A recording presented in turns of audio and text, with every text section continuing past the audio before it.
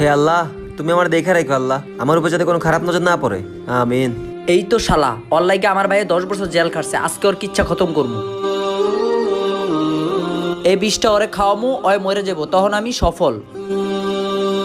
সাপও মরবো, লাডিও ভাঙবো না, ওর কিচ্ছা খতম। ভাই আপনি মনে হয় ক্লান্ত, এই নেন পানি খান। শুক্রিয়া ভাই। খাও খাও, আজকে তোমার শেষ দিন, আমার ভাইয়ের প্রতিশোধ আজকে সফল হবো।